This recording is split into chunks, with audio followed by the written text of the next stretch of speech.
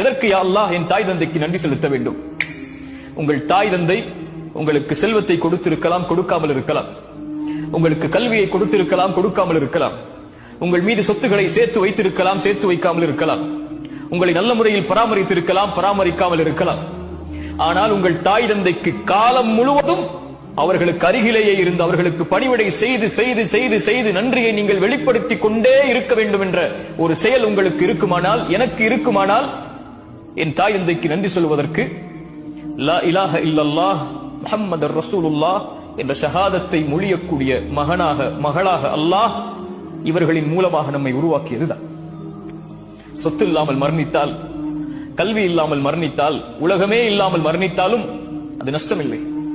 ஆனால் இந்த ஈமான் இல்லாமல் மரணித்தால் அல்லாஹ் அதை இந்த தாய் தந்தை வாயிலாக அல்லாஹ் நமக்கு கொடுத்திருப்பதற்கு நன்றி செலுத்த மறந்து விட்டால், காரணங்களை தேடிக்கொண்டிருந்தால், என் தாய் தந்தைக்கு நான் எதற்கு நன்றி செலுத்த வேண்டும் என்று இதை அறிந்ததற்கு பிறகும் நம்மை விட நஷ்டவாளிகள் யாரும் இல்லை.